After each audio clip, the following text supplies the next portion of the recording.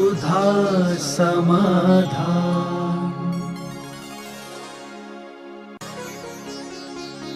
नमोस्तु गुरुदेव। जितनी भी कर्म भूमियाँ हैं, क्या उन सभी में समेत शिखर होता है? इसके संबंध में भरत और ऐरावत में सम्मेत शिखर के संबंध में आगम में कोई चर्चा नहीं। 170 क्षेत्रों में होते हैं या नहीं होते हैं, ऐसा अलग से कोई आगम में कहीं उल्लेख देखने को नहीं मिला। लेकिन पारिशेष न्याय से ऐसा जरूर उल्लेख मिला है कि जो यहाँ भरत की व्यवस्था है वही सभी भरत ऐरावतों की व्यवस्था है। वहाँ भी अयोध्या नगरी है, वहाँ भी सम्मेत शिखर है। भरत ऐरावत में उनकी नगरियों के नाम अलग हैं। अयोध्या हो ऐसा नाम नहीं, वहाँ की नगरी के नाम अलग बदले, लेकिन वहाँ भी तीर्थंकरों का जन्म एक नगरी में होता है, निर्माण मोक्ष से होता है। मात्र ये प्रसंग जो है 5 भरत 5 ऐरावत में ही है, यानी 10 सम्मेत शिखर और 10 अयोध्या के समान नगरियाँ, ये व्यवस्था तो उल्लेख आगम में है। लेकिन विधेय क्षेत्र के संबंध में जो 160 हैं, उन 160 के संबंध में कोई भी आगम में संकेत नहीं। यहाँ का तो हमने पारिशेष से निकाल लिया। उन्होंने कहा जो व्यवस्था यहाँ है वही व्यवस्था भरत और ऐरावत में है, तो इससे अपन निकाल सकते हैं कि वहाँ की व्यवस्था भी ऐसी ही है। लेकिन विधेय क्षेत्र के संबंध में कहीं भी ऐसा उल्लेख नहीं मिला कि वहाँ का भी निश्चित स्थान है जन्म का और निश्चित स्थान है मोक्ष का, ऐसा नहीं मिला। नमोस्तु गुरुदेव। घर को जोगी जोगना और गांव को सिद्ध, ये बात किस प्रसंग में कही गई है? घर का जोगी जोगड़ा आन गाँव का सिद्ध, तो ये स्वाभाविक है कि व्यक्ति वहाँ रहते ही उनके उन परिस्थितियों को भी वो जानता है जो पूर्व अवस्था में थी, इस कारण से उसकी उतनी नहीं होती। और दूसरे स्थान पर जाते ही वह गुणों को लेकर ही गया है। जिस गांव का वो है उस गांव में उस अवस्था में भी रहा है जब वो मुनि नहीं था, उस समय भी अवस्था में रहा है जब वो कोई से झगड़ा भी हो सकता है, उस अवस्था में भी रहा है, कभी होटल में खाना पीना भी, उस अवस्था में भी रहा है जब वो रात्रि भोजन भी। तो वो गुण और दुर्गुण दोनों जो उसके सामने रहते हैं, तो उस कारण से परिणामों में अंतर आ जाता है। और दूसरे स्थान पर जो गया अवगुण के समय, तो वो वहाँ गया ही नहीं। कब गया? मुनि बन के गया, तो उनकी दृष्टि में गुण ही गुण आते हैं, इस कारण से इस प्रकार का अंतर बन जाता है। नमोस्तु गुरुदेव। किस किस ज्ञान से पहले कौन कौन से दर्शन होते हैं? दर्शन जो होते हैं, ज्ञान के पहले चक्षु दर्शन, अचक्षु दर्शन होता है। अवध ज्ञान की अपेक्षा अवधि दर्शन होता है, केवल ज्ञान की अपेक्षा केवल दर्शन होता है। मनपर्य ज्ञान जो है वह उसके पूर्व दर्शन होना जरूरी नहीं है। 4 ज्ञानों के साथ और शुद्ध ज्ञान के साथ भी होना जरूरी नहीं। शुद्ध ज्ञान भी दर्शन पूर्वक नहीं होता और मनपर्य ज्ञान दर्शन पूर्वक नहीं होता। मति, अवधि और केवल ज्ञान, ये 3 दर्शन होते हैं। मति ज्ञान के 2 दर्शन होते हैं, चक्षु दर्शन और अचक्षु दर्शन। अवधि ज्ञान का एक ही होता है, केवल ज्ञान का एक ही होता है। इस प्रकार से जानना चाहिए। नमोस्तु गुरुदेव। कुलकर कौन होते हैं? कृपया समाधान करें। उस सर्पणी काल और अवसर्पणी काल दोनों में कुलकर होते हैं, लेकिन कुलकर जो होते हैं कर्म भूमि की व्यवस्था बनाने के लिए होते हैं। पूज्य यतिवैष्णव आचार्य महाराज ने स्पष्ट उल्लेख किया, कुलकरों की व्यवस्था का अर्थ है जब कर्म भूमि की व्यवस्था बनाना हो, कर्म भूमि के सारी क्रियाएं बंद हो गई हों, यानी मोक्ष मार्ग या सभ्यता खत्म हो गई हो, तब ऐसा युग कोई शुरू हो रहा हो तो कुलकर की जरूरत है। जैसे भोग भूमि में धर्म खत्म हो जाता है, कर्म पुरुषार्थ खत्म हो जाता है, जब कर्म भूमि शुरू होती है तब हो जाता है। अब जैसे आगे छठा काल आएगा तो छठे काल में भी सारी क्रियाएं, सारे धर्म, सभ्यता सब खत्म हो जाएगी। फिर उस सर्पणी काल का जो अंत पंचम काल आएगा, उस समय 14 कुलकर फिर होंगे। यानी धर्म, सभ्यता और सज्जनता बनाने के लिए कुलकर होते हैं। तो उस सर्पणी और सर्पणी काल में होते, उधर भोग भूमि समाप्त होने पर यहाँ छठे काल के बाद जो आगे आने वाला पंचम काल होगा, उसमें कुलकर होंगे। वे कुलकर असी मसी कृषि आदि की सारी व्यवस्थाएं करेंगे। वे कुलकर सभ्यता से जीना सिखाएंगे। 14 कुलकरों का नाम है, उनका भी नाम है। फिर आगे जाकर के जब कर्म भूमि खत्म होकर भोग भूमि आएगी, तो वहाँ व्यवस्था बनाने की जरूरत नहीं, वो तो कर्म का नियोग है, कर्म उसकी व्यवस्था बनाएगा, वहाँ कुलकरों की कोई जरूरत ही नहीं। पंचम काल जैसे ये लगेगा, उस सर्प जो आगे आने वाला, क्योंकि अब उल्टा चलेगा, पहला, तीसरा, चौथा, पांचवा, छठवां, छठवें के बाद फिर छठवां, फिर जो पंचम आएगा वो आगे आने वाला, उसमें 14 कुलकर होंगे। उनके नाम भी दिए हैं कुलकरों के। नमोस्तु गुरुदेव। अस्तिकाय द्रव्य क्या है और ये कितने होते हैं? अस्तिकाय का अर्थ होता है जो एक प्रदेश से अधिक प्रदेशों में ठहरता है, उसको अस्तिकाय बोलते हैं। अस्तिकाय 5 होते हैं। काल द्रव्य को छोड़कर के सभी द्रव्य अस्तिकाय होते हैं। पुद्गल द्रव्य उपचार से अस्तिकाय है, स्वभाव से वो भी अस्तिकाय नहीं। उपचार से अस्तिकाय है क्योंकि वो विभाव अवस्था में अस्तिकाय होता है, और स्वभाव अवस्था में जब परमाणु रूप होता है तो वो अस्तिकाय नहीं होता है।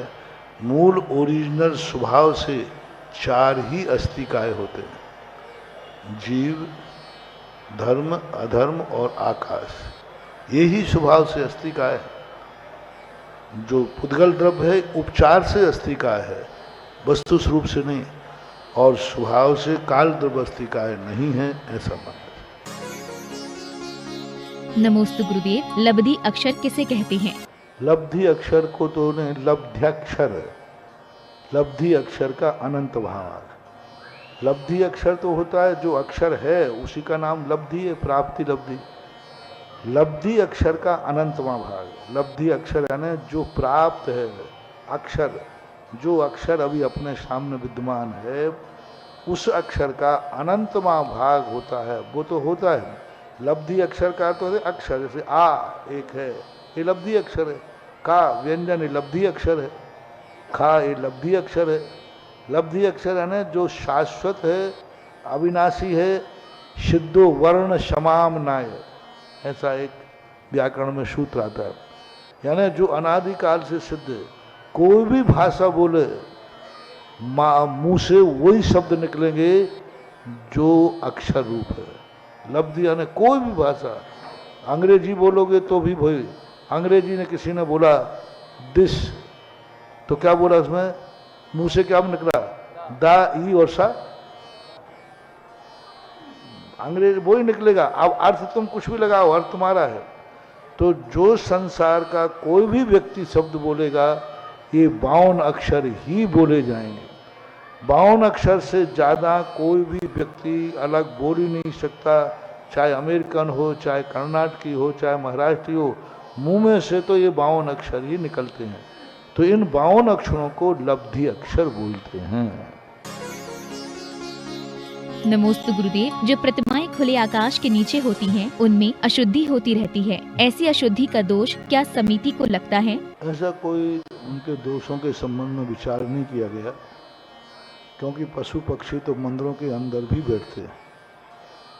अब खुली मूर्तियां तो मानस्थान में भी होती हैं, उनको भी सब लोग देखते हैं, तो ऐसा वर्णन है नहीं। पहली बात है, खुली मूर्तियां बैठने का कोई आगम में उल्लेख नहीं मिला हमें, कहीं भी हमें किसी भी रूप में कहीं भी देखने को नहीं मिला। शास्त्रों में अकृत्रिम चैत्यालयों के अंदर खुली मूर्तियों के संबंध में 2 स्थान मिले, बाकी सब चैत्यालयों में रहते हैं, मंदिर के अंदर रहते हैं। प्रतिष्ठा पाठों में मूर्ति के साथ मंदिर का नाप बताया गया। 2 स्थानों पर एक खुली मूर्ति का उल्लेख मिलता है, गंगा और सिंधु, या यूँ कहना चाहिए जितनी नदियां हैं इन नदियों के मुहाने पर 500 धनुष प्रमाण जिनेन्द्र देव की मूर्ति है, उस पर आकर के ये गंगा सिंधु नदी आके गिरती है, ऐसा उल्लेख तुलु पंडित आदि ग्रंथों में लिखा है। तो वहाँ तो खुली मिली हैं, बाकी सारी अकृत्रिम चैत्यालयों की मूर्तियाँ जिनालय के अंदर होती हैं। और शोभा स्थिति तो वो ही सही है, लेकिन कुछ परिस्थितियों में प्रभावना की दृष्टि से, मूर्तियों की विशालता की दृष्टि से लोग निरावरण मूर्ति बैठालते हैं, बैठते हैं, मैं निषेध नहीं करूँगा। लेकिन अब वो जो शुद्धि होती है अशुद्धि, वो अशुद्धि मान नहीं है। उस अशुद्धि को थोड़ा सा साइड में रखकर करना चाहिए, उस अशुद्धि से हम बच ही नहीं सकते। नमोस्तु गुरुदेव। महावीर स्वामी को दीपावली के दिन मोक्ष हुआ था और गौतम गणधर को शाम को केवल्य ज्ञान होना था, फिर भी उनकी आंखों में अश्रु धारा थी। क्या ये धारा प्रभु के मोक्ष जाने की थी? ऐसा अपन लोग कहते हैं कि क्षण मात्र को वो स्तब्ध हो गए, मतलब भगवान को एकदम मोक्ष, और एकदम सडनली मोक्ष नहीं हुआ। भगवान तो 3 दिन पहले समोषण से अलग हुए। गौतम गणधर 3 दिन पहले ही बिछुड़ चुके थे। धनतेरस के दिन महावीर स्वामी चले गए थे, उनके साथ कोई गौतम गणधर नहीं गए। वियोग तो 3 दिन पहले ही हो गया था और वो जान गए थे कि अब भगवान को मोक्ष होने वाला है। ऐसा कोई कथन नहीं हुआ। हाँ, क्षण मात्र को विकल्प आया कि देखो तीर्थंकर उपदेश दे रहे थे, अब चले गए और अंतिम तीर्थंकर थे, लेकिन तुरंत वो अपने वस्तु स्वरूप में स्थित होकर के केवल ज्ञान प्राप्त किया। कुछ बातें तो क्या है, लोग अपने जैसा लगाते हैं, अपने जैसा लगाते हैं। अब जैसे राजुल के संबंध में ऐसा लिख दिया, राजुल का ओहो क्या ग्रह लिखा है, राजुल का क्या ग्रह लिखा राजुल का, ऐसा कुछ नहीं था राजुल का। राजुल तो अवभाग्य मान रही थी। एक अंतर मुहूर्त को थोड़ा सा विकल्प आया और उसने सोचा ओहो मैं कहाँ का दुर्भाग्य मान रही हूँ, मेरे तो भाग्य हैं। हमारे दरवाजे इसलिए आए थे कि जिस मार्ग पर अपन जा रहे हैं ये मार्ग ठीक नहीं है, ये मार्ग जाना चाहिए। वो तो तुरंत दीक्षा की भाव कर, वैराग भाव। तीर्थंकर की पत्नी कोई ऐसी हैरा खेरा थोड़ी होगी रोने वाली। अब तुम लोग तो पता नहीं ये गाना गाते हो, कैसे धरे मन धीरा रे तीनों भैया निकल गए, ऐसा गाते हो। और श्रीमंती नहीं निकाले तीनों भैया, तुम रो रहे हैं, व्यवहार बताओ। और तुम लोग अपना जैसा लगे, कैसे धरे मन धीरा रे। और जो माँ थी ना, उन्हीं ने निकाला है आचार्य जी को, चुपचाप निकल जा। और तीनों भाइयों को उन्होंने व्रत दिलवाया। श्रीमंती माता ने ही अनंतनाथ शांतिनाथ को, आचार्य श्री को अलग से व्रत दिलवाया, घर से छुप करके। अब ऐसी माता को तुम कह रहे तीनों भैया निकल गए, कैसे धरे मन धीरा रे। अरे वो तो खुश हो रही है, और उसने कहा कि ठीक है, जो चिंता थी सब निकल गए। और फिर स्वयं भी निकल गई और सारे घर को निकाल दिया। तो ये जो ब्रह योग हैं, ये कुछ लोग, कभी लोग अपनी कल्पनाओं से लिख देते हैं, ऐसा होता नहीं। राजुल का 12 मासा देख करके तो ऐसा लगता है कि राजुल कोई अनंत संसार में थी क्या? इतनी विवेकहीन थी राजुल की। राजुल का 12 मासा बहुत खतरनाक है। क्या राजुल इतनी मूर्ख थी, इतनी अज्ञानी थी कि तीर्थंकर की दीक्षा लेने पर इस प्रकार, और 12 महीने 12 मासा लिख दिया। तो ये कवियों की कल्पनाएं कुछ गलत होती हैं, ऐसा नहीं मानना चाहिए। नमोस्तु गुरुदेव। लेस्या क्या होती हैं और कितने प्रकार की होती हैं? लेस्या 6 प्रकार की होती है। कृष्ण, नील, कापोत, तेज, पद्म और शुक्ल। ये नाम संज्ञा है, अपने परिणामों का नाम है। मिट जाए और मिटा दूंगा, ये कृष्ण लेस्या है। मैं मिटूंगा तो नहीं और सामने वाले को नुकसान पहुंचा दे, मिटाएगा तो नहीं, लेकिन ऐसा नुकसान पहुंचाऊंगा कि जो जिंदगी भर याद रखे। नील लेस्या है। कापोत लेस्या वाला करता है कि उसको इतना नुकसान तो नहीं पहुंचाऊंगा कि जिंदगी बर्बाद हो जाए, लेकिन इतना नुकसान जरूर पहुंचाऊंगा जिसकी वो पूर्ति नहीं कर पाए, जिंदगी भर याद करे। कापोत लेस्या। तो जो लेस्या वाला कहता है नहीं, उसको हिदायत तो दूंगा, उसको हिदायत तो दूंगा कि उसने मेरे साथ जो किया है वो अच्छा नहीं किया, लेकिन मैं उसको नुकसान नहीं पहुंचाऊंगा। तेजो लेस्या। पद्म लेस्या वाला कहता है कि उसने कहा है तो इतना कह दूंगा, भाई देखो तुम मेरे साथ जो कर रहे हो अच्छा नहीं कर रहे, तुम्हें इससे क्या फ़ायदा है और मेरे लिए बहुत नुकसान हो जाएगा। तो बस इतना कह के पद्म लेस्या वाला हो जाएगा। शुक्ल लेस्या वाला कहेगा वो कुछ कर ही नहीं रहा है, मेरे ही कर्म का उदय है कि वो मेरे साथ ऐसा कर रहा है। ऐसे जो 6 प्रकार के परिणाम हैं वो आत्मा के लेस्या परिणाम कहलाते हैं। कसाय योग अनुरंजित लेस्या, कसाय और योग अनुरंजित प्रवृत्ति लेस्या। कसाय और योगों से जो अनुरंजित परिणाम होते हैं उनको लेस्या कहते हैं। लिश्यते इति लेस्या। लिश्यते यानी परिणामों में वहीं वहीं, लिश्यते यानी चैप कहते ना, लिश रहा है वहीं लिप्त हो रहा है उसको।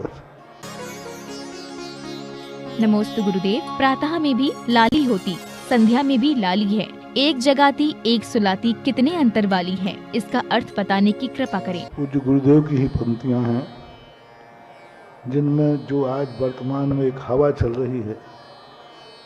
राग तो राग है, चाहे संसार का राग हो चाहे परमार्थ का राग हो, चाहे परिवार से राग हो चाहे भगवान से गुरु से राग हो, दोनों राग राग हैं। राग आग दहे तना, ऐसी परंपरा चलती है। तो उस समय आचार्य ने पंक्ति लिखी कि प्रभात में भी लाली होती, संध्या में भी लाली है, दोनों लाली है। प्रभात काल की लालिमा भी सूर्य निकलता है तब, शाम को वैसे, दोनों लालिमा में कोई अंतर नहीं है। लेकिन प्रभात की लाली जगाती है और संध्या की लाली तो संसार का राग तो सुलाता है और परमार्थ का राग जगाता है। संसार के राग के बाद अंधेरा आता है और परमार्थ के राग के बाद उजिला आता है। संसार के राग के बाद डर आता है और परमार्थ के राग के बाद डर चला जाता है। प्रभात की लाली होती सब तरफ मंगल ही मंगल, सब तरफ शुभ ही शुभ, सब जागते, सबके अंदर बिराग। और संध्या की लाली होती सब घर को भागते, चलो रात हो रही है, अंधेरा हो रहा है। संध्या की लाली के बाद अंधेरा है, पाप है, संसार है। और परमार्थ प्रातः काल की लाली जो पंच परमेष्टि से राग करता है वह प्रभात की लाली के समान है, ऐसा बना। सुधा समाधान